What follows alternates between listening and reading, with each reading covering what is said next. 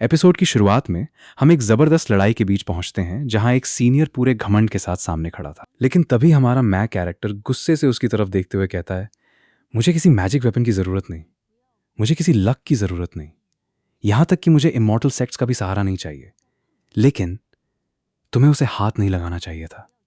उसकी आंखों में इतना ज्यादा गुस्सा था कि सामने खड़ा सीनियर भी कुछ पल के लिए चौंक जाता है। लेकिन वो बिना डरे जवाब देता है कि जो कुछ भी हुआ वो उसकी अपनी मर्जी से हुआ था। इतना सुनते ही मैं कैरेक्टर का गुस्सा 7वें आसमान पर पहुंच जाता है और वो सीधे उस पर हमला कर देता है। सीनियर भी तुरंत अपनी क्विंग फेंग सॉर्ड निकाल लेता है। उसे पूरा भरोसा था कि उसकी high quality spiritual treasure sword के सामने कोई टिक ही नहीं सकता, क्योंकि आर्म डिफेंसिव मैजिक वेपन तो इस तलवार का एक वार भी नहीं झेल सकते। लेकिन अगले ही पल ऐसा होता है जिसकी उसे बिल्कुल उम्मीद नहीं थी। उसका जबरदस्त हमला पूरी तरह रुक जाता है। सामने वाला बिल्कुल सुरक्षित खड़ा रहता है। सीनियर हैरानी से पूछ बैठता है, ये आखिर कैसे हुआ?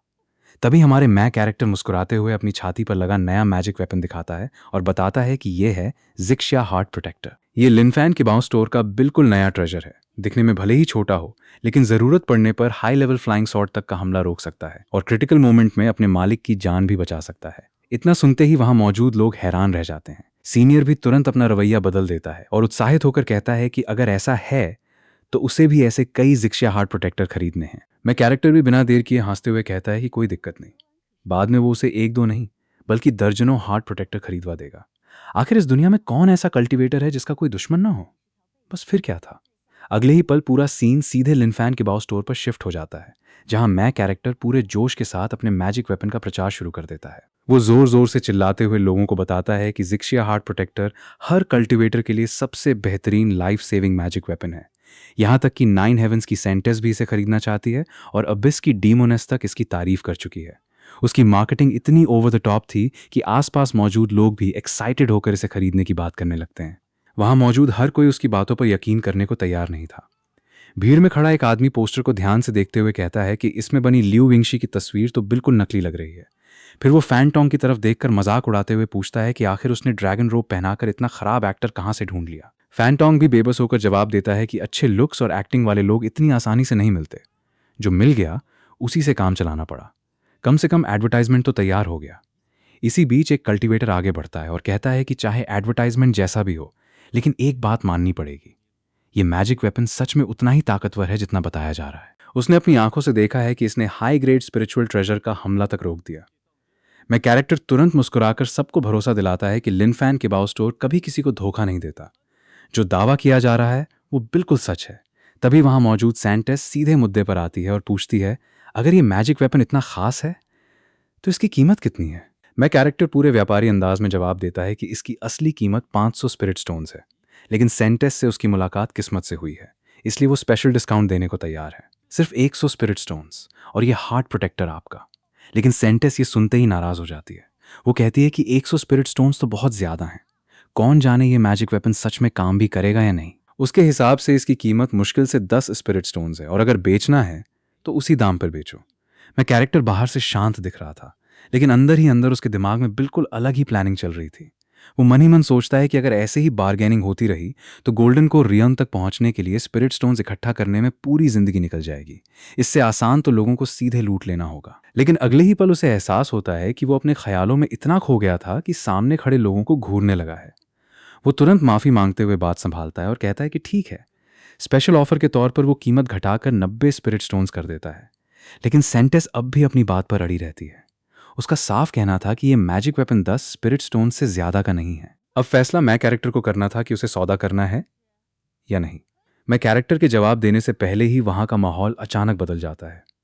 भीड़ को चीरते हुए 2 लोग आगे आते हैं और कड़क आवाज में कहते हैं कि अगर 10 स्पिरिट स्टोन्स में सौदा करना है तो एक शर्त पूरी करनी होगी, पहले रिचार्ज करना पड़ेगा। उनकी बात सुनकर मैं कैरेक्टर समझ जाता है कि ये लोग खरीदारी करने नहीं बल्कि कोई और ही इरादा लेकर आए हैं। वो उन्हें गौर से देखते हुए पूछता है, लगता है तुम लोग यहां व्यापार करने नहीं आए, तो फिर क्या मुझे मारने का इरादा है? दोनों उसके सवाल पर हल्का सा मुस्कुराते हैं। उनमें से एक कहता है कि मैं कैरेक्टर ने अच्छा अंदाजा लगाया है। तभी दूसरा व्यक्ति अपने कपड़ों की तरफ इशारा करते हुए घमंड से पूछता है, क्या तुम्हें पता भी है कि ये यूनिफॉर्म किसकी है? मैं कैरेक्टर एक नजर दोनों के कपड़ों पर डालता है और मासूमियत से जवाब देता है, अरे दोनों ने एक जैसी ड्रेस पहन रखी है, क्या तुम दोनों कपल हो? उसका ये जवाब सुनते ही दोनों लॉ एनफोर्सर्स का चेहरा गुस्से से लाल पड़ जाता है। वे तुरंत अपनी असली पहचान बताते हैं कि ये कोई साधारण कपड़े नहीं, बल्कि किंगयू सिटी के लॉ एनफोर्समेंट यूनिफॉर्म है। उनका काम शहर के नियमों की रक्षा करना और अपराधियों को सजा दिलाना है। फिर वे मैक कैरेक्टर पर आरोप लगाते हैं कि वो नकली दावे करके मैजिक वेपन बेच रहा है और सेंटेस को धोखा देने की कोशिश कर रहा है। इसलिए अब उसे उनके साथ चलना होगा और अपने अपराध की सजा भुगतनी होगी।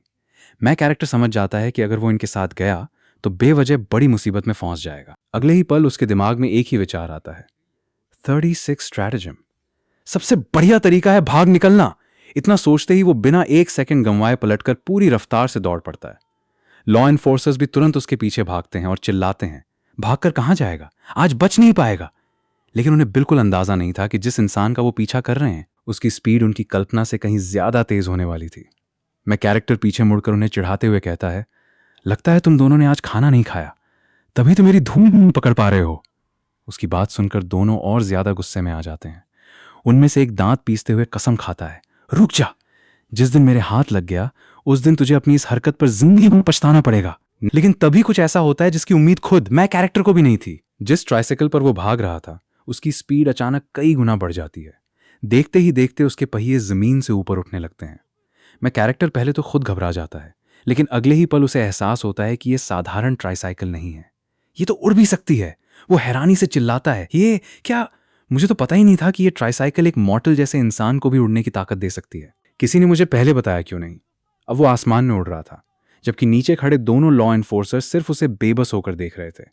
वे गुस्से से चीखते हुए उसे नीचे आने के लिए कहते हैं, लेकिन अब मैं कैरेक्टर उनकी पहुंच से बहुत दूर जा चुका था। हवा में उड़ते हुए उसके चेहरे पर पहली बार सच्ची खुशी दिखाई देती है। वो चारों तरफ फैले आसमान को देखते हुए मुस्कुराता है और उत्साह से कहता है, कमाल है, मैं सच में उड़ रहा हूं। उसके लिए ये सिर्फ बच निकलने का रास्ता नहीं था, बल्कि एक ऐसा सपना था जो आज पहली बार सच हुआ था।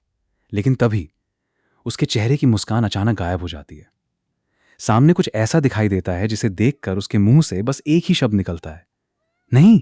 और इसी जबरदस्त क्लिफहैंगर के साथ इस एपिसोड का अंत हो जाता है।